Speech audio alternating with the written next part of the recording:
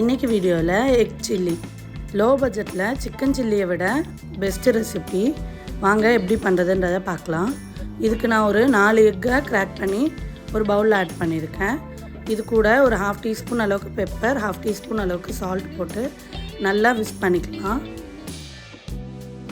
நல்லா கலக்கினதுக்கப்புறம் ஒரு ஸ்டீல் பவுலில் கொஞ்சமாக ஆயில் தடவி எல்லா சைடும் ஆயில் படுற மாதிரி நல்லா தேய்ச்சி விட்டுக்கோங்க.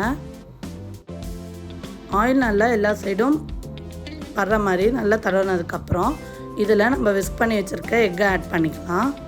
இதை அப்படியே ஸ்டீம் பண்ணி ஒரு 10 to 15 மினிட்ஸ் ஸ்டீம் ஆக விட்டுட்டு இந்த மாதிரி வரும். இப்போ இதை இந்த மாதிரி க்யூபாக கட் பண்ணிக்கலாம்.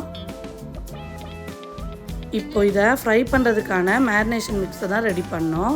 அதுக்கு ஒரு பவுலில் ஒரு டீஸ்பூன் சால்ட்டு, ஒரு டீஸ்பூன் அளவுக்கு பெப்பர், ஒரு டீஸ்பூன் அளவுக்கு சிக்கன் மசாலா, 1/2 டீஸ்பூன் கரம் மசாலா, ஒரு டீஸ்பூன் சில்லி பவுடர், 1/2 டீஸ்பூன் மஞ்சள் தூள், ஒரு டீஸ்பூன் அளவுக்கு மல்லித்தூள்.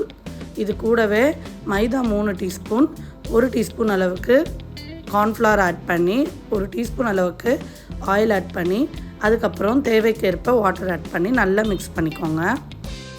எக்கை ஃப்ரை பண்ணுறதுக்கான மேரினேஷன் இது தான்.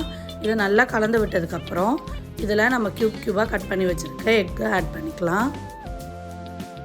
எல்லா எக்கையும் இதில் ஆட் பண்ணி நல்லா கலந்து விட்டதுக்கப்புறம் இது ஒரு 5 மினிட்ஸ் போல் மேரினேட் ஆனால் போதும். இப்போது ஒரு பேனில் கொஞ்சமாக ஆயில் ஊற்றிக்கோங்க. அதில் மேரினேட் பண்ணி வச்சுருக்க எக்கையும் ஆட் பண்ணி ஃப்ரை பண்ணிக்கலாம். இப்போது எண்ணெய் முதல்ல நல்லா சூடாகட்டும்.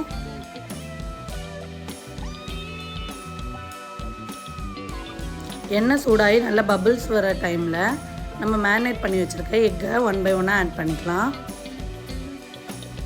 எல்லா எக்கையும் ஆட் பண்ணதுக்கப்புறம் நல்லா ஒரு சைடு நல்லா கோல்டன் ப்ரௌன் ஆன உடனே திருப்பி போட்டு நல்லா ஃப்ரை பண்ணிக்கலாம்.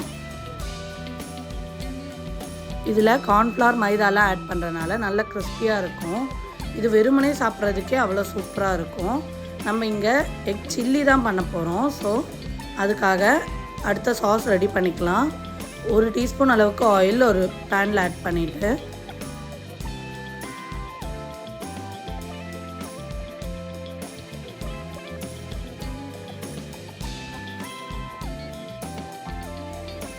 ஆயில் நல்லா ஹீட் ஆனதுக்கப்புறம் ஒரு கட் பண்ணி வச்சுருக்க 1/2 ஆனியனை இதில் ஆட் பண்ணிக்கிறேன்.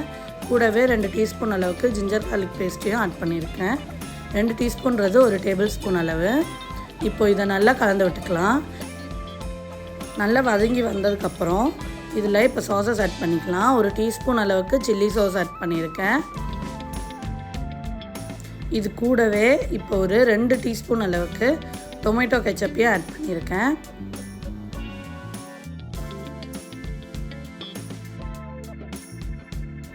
இது கூடவே ஒரு 1/2 டீஸ்பூன் அளவுக்கு சோயா சாஸை ஆட் பண்ணியிருக்கேன்.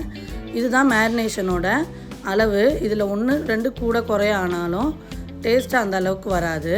ஸோ கரெக்டாக மெஷர் பண்ணி ஆட் பண்ணிக்கோங்க. இப்போ இதை நல்லா கலந்து விட்டுக்கலாம். தேவைப்பட்டால் கொஞ்சமாக வாட்டர் கூட ஆட் பண்ணி நல்லா கலந்து விட்டுக்கோங்க. தண்ணி ஊற்றுனதுக்கப்புறம் கொதித்து வர ஸ்டேஜில் இதில் நம்ம ஆல்ரெடி ஃப்ரை பண்ணி வச்சுருக்க எக்கை ஆட் பண்ணிக்கலாம். இப்போ இதை நல்லா கலந்து விட்டுட்டே இருங்க.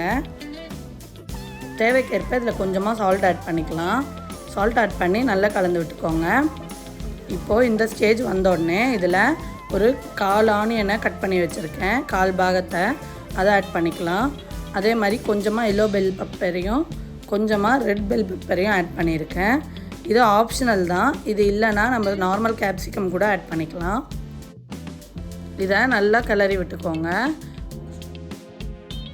ரொம்ப வெந்து உடஞ்சிடவும் கூடாது, அதே டைமில் ரொம்ப ராவாகவும் இருக்கக்கூடாது. மீடியம் ஸ்டேஜில் இருக்கணும். அதனால தான் லாஸ்ட்டாக ஆட் பண்ணியிருக்கோம். இது கூடவே கொஞ்சோண்டு கோரியண்டர் லீஃபையும் ஆட் பண்ணி ஸ்டவ் ஆஃப் பண்ணிடலாம்.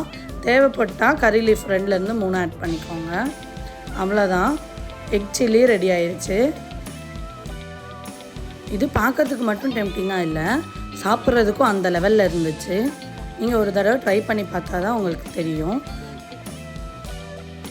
இது எல்லா டிஃபன் ஐட்டத்துக்கும் பேரிங் போட்டு சாப்பிட்லாம். அது மட்டும் இல்லாமல் நம்ம ஹர்ப் ரைஸு இல்லை ஃப்ரைட் ரைஸு அந்த மாதிரி ஏதாவது வீட்டில் பண்ணால் கூட இது பேரிங்காக இருக்கும். ஸோ எல்லோரும் வீட்டில் ஒரு தடவை ட்ரை பண்ணி பாருங்கள். வீடியோ பிடிச்சிருந்தா லைக் பண்ணி மறக்காமல் சப்ஸ்கிரைப் பண்ணிக்கோங்க.